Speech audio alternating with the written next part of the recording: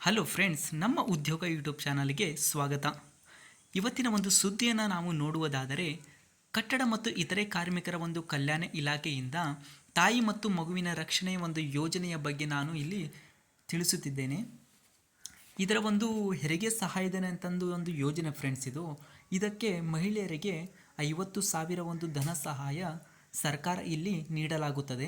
ಇದರ ಒಂದು ಮಾನದಂಡನೆಗಳು ಮತ್ತು ಯಾವ ಥರ ಅಪ್ಲಿಕೇಶನನ್ನು ಹಾಕಬೇಕು, ಇದರ ಒಂದು ಸಂಪೂರ್ಣ ಮಾಹಿತಿಯನ್ನು ನೋಡುವ.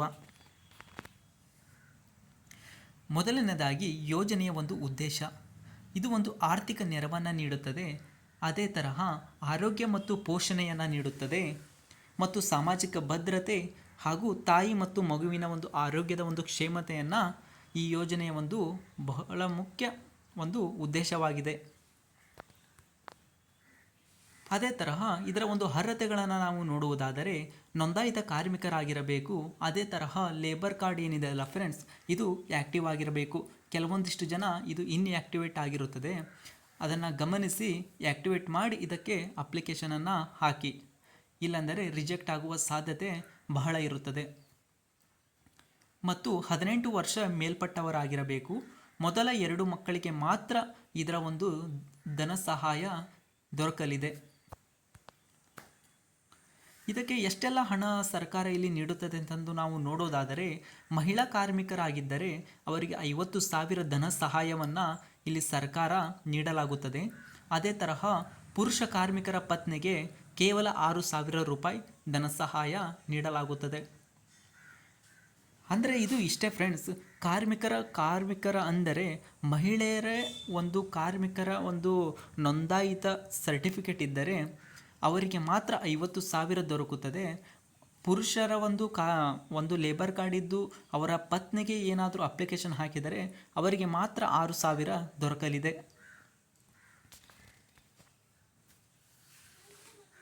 ಮತ್ತು ಅದರ ಒಂದು ಅಗತ್ಯ ದಾಖಲೆಗಳನ್ನು ನಾವು ನೋಡೋದಾದರೆ, ಲೇಬರ್ ಕಾರ್ಡ್, ಜನನ ಪ್ರಮಾಣ ಪತ್ರ, ಆಧಾರ್ ಕಾರ್ಡ್, ಬ್ಯಾಂಕ್ ಪಾಸ್ಬುಕ್, ಆಸ್ಪತ್ರೆ ದಾಖಲೆ. ಇದು ಬ್ಯಾಂಕ್ ಪಾಸ್ಬುಕ್ ಏನಿದೆ ಅಲ್ಲ ಫ್ರೆಂಡ್ಸ್, ಇದು ಒಂದು ಆಧಾರ್ ಸೀಡಿಂಗ್ ಆಗಿರಬೇಕು. ನಿಮ್ಮ ಒಂದು ಆಧಾರ್ ಕಾರ್ಡ್ ಏನಿದೆ ಅಲ್ಲ ಫ್ರೆಂಡ್ಸ್, ಅದು ಬ್ಯಾಂಕಿಗೆ ಲಿಂಕ್ ಆಗಿರಬೇಕು. ಅದನ್ನು ಒಂದು ಸ್ವಲ್ಪ ಗಮನಿಸಿ ಅನಂತರ ಅಪ್ಲೈ ಮಾಡಿ. ಅದೇ ತರಹ ಇದರ ಒಂದು ಅರ್ಜಿ ವಿಧಾನವನ್ನು ನಾವು ನೋಡೋದಾದರೆ, ಸೇವಾ ಸಿಂಧು ಮೂಲಕ ಇಲ್ಲಿ ಅರ್ಜಿಯನ್ನು ಆಹ್ವಾನಿಸಲಾಗಿದೆ. ಅದೇ ತರಹ ನಿಮಗೆ ನಿಮ್ಮ ಮೊಬೈಲ್ನಲ್ಲೇ ನೀವು ಹಾಕಬಹುದು. ಅದು ನಿಮಗೆ ಗೊತ್ತಿಲ್ಲ, ಅದರ ಬಗ್ಗೆ ಯಾವುದೇ ತರಹ ಒಂದು ಐಡಿಯಾ ಇರಲಿಲ್ಲ ಅಂತಂದರೆ, ಗ್ರಾಮ ಒನ್ ಮತ್ತು ಕರ್ನಾಟಕ ಒನ್ನನ್ನು ನೀವು ಸಂಪರ್ಕಿಸಬಹುದು. ಅಲ್ಲಿ ಫಾರ್ಮನ್ನು ಫಿಲ್ ಮಾಡಿ ನೀವು ಅಪ್ಲಿಕೇಶನನ್ನು ಸಬ್ಮಿಟ್ ಮಾಡಬಹುದು. ಅದೇ ತರಹ ಪ್ರಕ್ರಿಯೆ, ಇದರ ಒಂದು ಯಾವ ಥರ ಇದರದ ಒಂದು ಪ್ರಕ್ರಿಯೆಯನ್ನು ನಡೆಸಲಾಗುತ್ತದೆ ಅಂತಂದು ನಾವು ನೋಡೋದಾದರೆ, ಮೊದಲನೇದಾಗಿ ನೀವು ಅಪ್ಲಿಕೇಶನನ್ನು ಸಬ್ಮಿಟ್ ಮಾಡಿದ ನಂತರ ಆ ಅಪ್ಲಿಕೇಶನ್ ಫಾರ್ಮನ್ನು ವೆರಿಫಿಕೇಷನ್ ಮಾಡ್ತಾರೆ ಮೇಲಿನ ಅಧಿಕಾರಿಗಳು ವೆರಿಫಿಕೇಷನ್ ಮಾಡಿದ ನಂತರ ಅದನ್ನು ಅಪ್ರೂವಲ್ ಮಾಡ್ತಾರೆ. ಆನಂತರ DBT ಮೂಲಕ ಹಣವನ್ನು ಜಮೆಯನ್ನು ಮಾಡಲಾಗುತ್ತದೆ. ಅದೇ ತರಹ DBT ಮೂಲಕ ಅನ್ನಲ್ಲ ಫ್ರೆಂಡ್ಸ್, ಅದು ನಿಮ್ಮ ಒಂದು ಲೇಬರ್ ಕಾರ್ಡ್ ಇದ್ದು ನಿಮ್ಮ ಒಂದು ಅಕೌಂಟಿಗೆ ಮಾತ್ರ ಅಮೌಂಟ್ ಜಮಾ ಆಗುತ್ತದೆ. ಅದೇ ತರಹ ಇದರ ಒಂದು ಮುಖ್ಯ ಸಲಹೆಗಳ ಬಗ್ಗೆ ನಾನು ಮಾತನಾಡೋದಾದರೆ, ಲೇಬರ್ ಕಾರ್ಡ್ ಆ್ಯಕ್ಟಿವ್ ಆಗಿರಲೇಬೇಕು. ಮೊದಲನೇದಾಗಿ ನಾನು ಹೇಳಿರೋ ಪ್ರಕಾರ ಲೇಬರ್ ಕಾರ್ಡ್ ಆ್ಯಕ್ಟಿವ್ ಇರಲೇಬೇಕು. ಸರಿಯಾದ ದಾಖಲೆಗಳು ಇರಬೇಕು. ಒಂದಿಷ್ಟು ಜನ ಆಧಾರ್ ಕಾರ್ಡಿನಲ್ಲಿ ಹೆಸರು ನೇಮಿ ಚೇಂಜ್ ಆಗಿದ್ದು, ಬ್ಯಾಂಕ್ನಲ್ಲಿ ಚೇಂಜ್ ಆಗಿದ್ದು, ಆ ಥರ ಏನಾದರೆ ಅದಕ್ಕೆ ಒಂದು ಏನು ಅಮೌಂಟ್ ಇದೆ ಅಲ್ಲ ಫ್ರೆಂಡ್ಸ್, ಅದು ಬರೋದು ಒಂದು ಸ್ವಲ್ಪ ತಡವಾಗುತ್ತದೆ, ಇಲ್ಲ ಹೋಲ್ಡ್ನಲ್ಲೇ ಇರುತ್ತದೆ.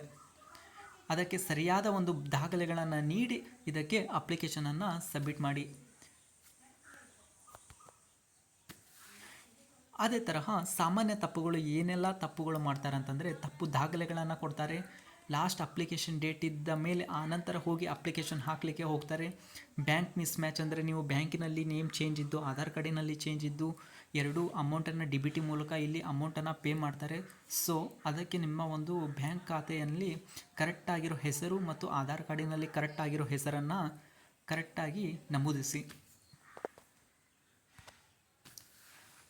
ನೆಕ್ಸ್ಟ್ ಇದರ ಒಂದು ಅಂತಿಮ ಸಾರಾಂಶದ ಬಗ್ಗೆ ನಾವು ಮಾತನಾಡೋದಾದರೆ, ಇದು ಒಂದು 50,000 ಒಂದು ದೊಡ್ಡ ಸಹಾಯಧನವನ್ನು ಇಲ್ಲಿ ಗೋರ್ಮೆಂಟ್ ಕಾರ್ಮಿಕರ ಒಂದು ಖಾತೆಗೆ ನೀಡಲಾಗುತ್ತದೆ.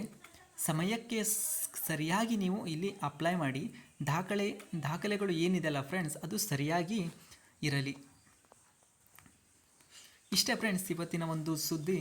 ಇನ್ನಷ್ಟು ಇದನ್ನು ಯಾವ ಥರ ಅಪ್ಲೈ ಮಾಡಬೇಕು, ಇದರ ಒಂದು ಸಂಪೂರ್ಣ ಮಾಹಿತಿ ಬೇಕಂದರೆ ಕಮೆಂಟ್ನಲ್ಲಿ ತಿಳಿಸಿ. ನಂತರ ಅದರದ ಒಂದು ವಿಡಿಯೋನ ಮಾಡಿ ನಿಮಗೆ ಅಪ್ಲೋಡ್ ಮಾಡ್ತೀನಿ. ಇಷ್ಟೇ ಫ್ರೆಂಡ್ಸ್ ಇವತ್ತಿನ ಒಂದು ಮಾಹಿತಿ ಇಷ್ಟವಾದರೆ ನಮ್ಮ ಚಾನಲನ್ನು ಲೈಕ್ ಮಾಡಿ ಹಾಗೂ ಸಬ್ಸ್ಕ್ರೈಬ್ ಮಾಡಿ. ಧನ್ಯವಾದಗಳು.